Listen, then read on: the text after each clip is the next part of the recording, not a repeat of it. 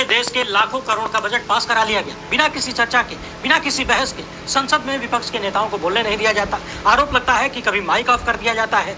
अदानी के मामले में राहुल गांधी के पूरे भाषण को ही सदन से हटा दिया गया, ज्यादातर हिस्सा हटा दिया गया। विपक्ष के नेता जिन मामलों पर चर्चा की मांग करते हैं वहां चर्चा होने नहीं दी जाती है। दुनिया के इतिहास में शायद पहली बार हुआ कि सत्ताधारी दल के सांसद ही सदन को चलने नहीं दे रहे हैं। अब कुल मिलाकर जब संसद में वो हो ही नहीं सकता जिसके लिए संसद होती है, तो फिर विपक्ष की बातों को गलत कैसे कहा जा सकता है? संसद का मतलब होता है किसी मुद्दे पर चर्चा करना, कमियों को ढूंढना और उसे सुधार करके देश के भले के लिए कानून बनाना। मगर यदि विपक्ष से आप चर्चा ही नहीं करेंगे, विपक्ष को चाहते हैं कि एक कोने में ढकेले रहें, खाली नाम का पड़ा रहे, हर जगह मनमानी ही करनी है, तो फिर संसद की आवश्यकता ही क्या रह जाएगी? मगर इन सब के बावजूद जिस तरीके से आपने देखा है कि हट की क्रिया का प्रयोग पीएम मोदी की तरफ से किया जाता है, जो फैसला कर लिया, उसके बाद न सोचेंगे, न सुनेंगे, न विचार करेंगे। हालांकि किसानों से लेकर जीएसटी तक कई मामलों में उन्हें पीछे हटना भी पड़ा है।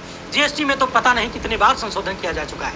किसानों के सामने किस तरह से हाथ जोड़कर माफी मांगनी पड़ी थी, ये तो याद ही होगा। तपस्या में कमी रह गई थी। लेकिन इस बार यदि प्रधानमंत्री ने संसद की नई इमारत का उद्घाटन अपने हाथों से किया, तो इस बात पर मुहर लग जाएगी कि लोकतंत्र के किसी भी पद का सम्मान वो नहीं करते हैं। वो खुद से दुनिया के सामने ये बात रख देंगे कि उन्होंने खुद को भारत की सभी संवैधानिक संस्थाओं, राष्ट्रपति, लोकतंत्र और संविधान से भी ऊपर समझ लिया है। मगर कहा जाता है कि ये जो पब्लिक है ये सब जानती है। एक वक्त में कहा जाता था Indira is India.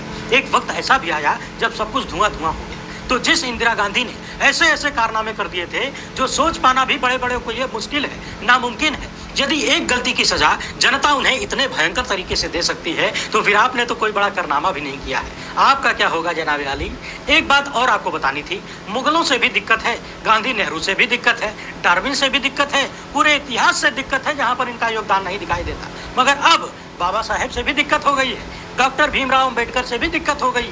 Delhi university की एक अस्थायी समिति ने डॉक्टर BR अम्बेडकर पर पाठ्यक्रम हटाने का प्रस्ताव दिया है। इंडियन एक्सप्रेस के अनुसार अकादमिक मामलों पर दिल्ली विश्वविद्यालय की अस्थायी समिति ने